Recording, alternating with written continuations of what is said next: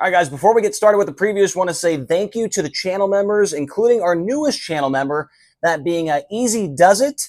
Easy, thanks for being a channel member. Also, thanks to our 1 month subscriber, Racing Vagabond, and 2 months now for Blake Dow. So, want to say thank you guys very much, and let's get into the race preview. All right, what's up, guys? We're back for race number 22, race preview here for Kubota High Limit Racing. It'll be at the Davenport Speedway on June 3rd, which is tomorrow night. We've got a new location unlocked here, YouTube from the road with the Country Inn and Suites in Davenport, Iowa, ready for our 5th quarter mile racetrack of the season with the series. This is also race number 5 of the Midweek Money Series. And looking forward to getting over here to Davenport Speedway. A lot of unknowns going into this one, including the weather. That is also an unknown going in. High of 79 degrees going into this race, a low of 63 degrees.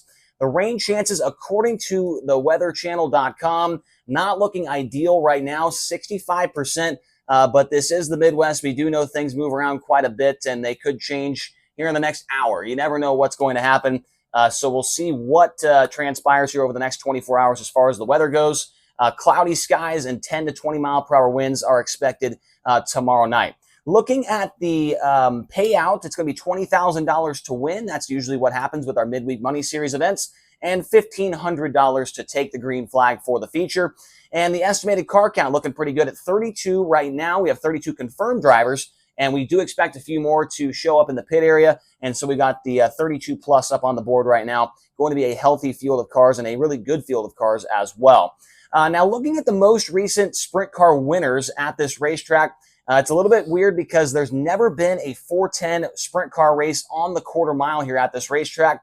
There have been 3 360 events held here, 2 of them on the quarter mile, 1 of them on the old half mile. The most recent ones, Scott Boguski got a win with Sprint Invaders in 2023. Chase Randall got a win with that series as well in 2022.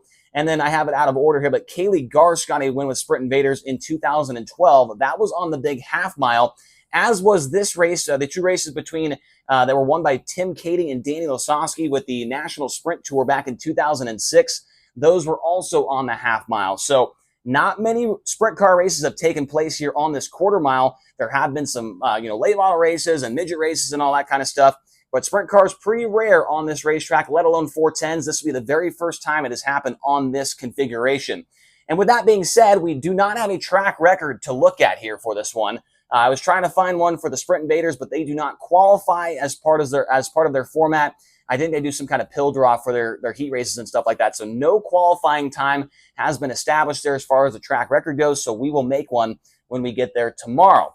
Looking at the quarter mile podiums so far this year, like I said, we've had 4 races so far, and there are 2 drivers on this list that have really asserted themselves as being the dominant cars on the quarter miles, and one guy who is surprisingly not on this list, and we'll talk about here in just a moment. But Corey Day and Tyler Courtney both have 3 podiums this year on the quarter mile racetracks, and they both have a couple of wins to their credit as well.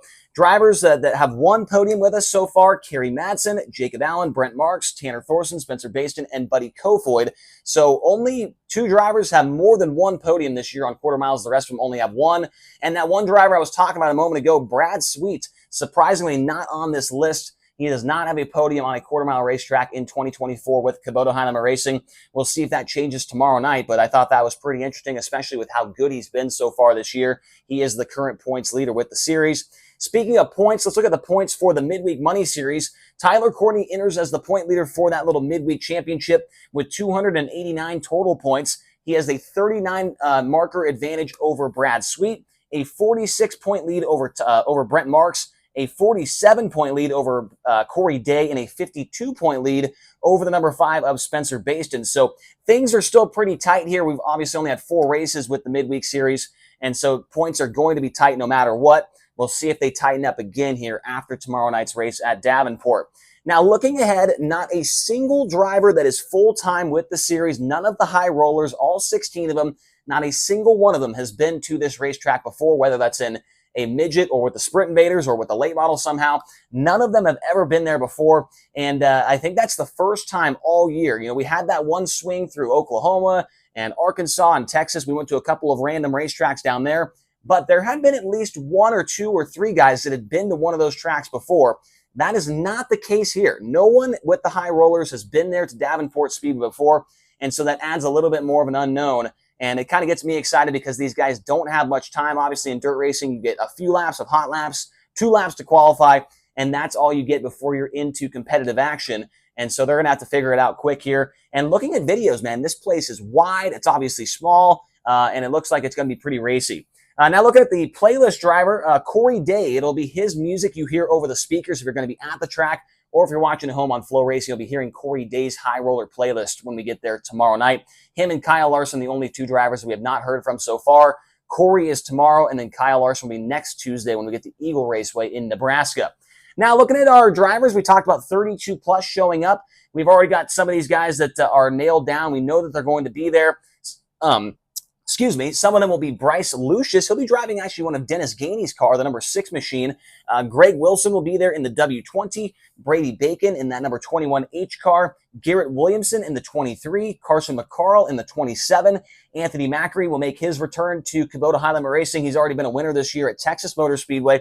He will be back in that family, number 39M. Kyle Larson rejoins the field after a win on Friday night at Lawrenceburg. Skylar G and Scotty Thiel will be in the field as well. Aaron Reitzel, we talked about Chase Randall earlier, already a winner at this Speedway before in the Sprint Invaders division. Jace Park, Cole Meintzer, and then we've got 3 of our full-time midweek drivers, Cole Macedo, Kevin Newton, and Cap Henry will be there as well. So going to be in the mid-30s for the car count, and it should be a whole lot of fun when we get over there to Davenport Speedway. Really, really looking forward to it. As I mentioned a moment ago, watched a couple of videos of highlight reels from different types of racing. Seems like they got a great crowd over there, and the track is extremely wide. It's extremely small, and it looks like it is going to put on one whale of a show. So excited to get over there. Hopefully you guys enjoyed this video. Make sure to hit the subscribe button downstairs if you're watching on YouTube. Comment down below, who do you think is going to get the win, and let us know if you're going to be there as well in the grandstands.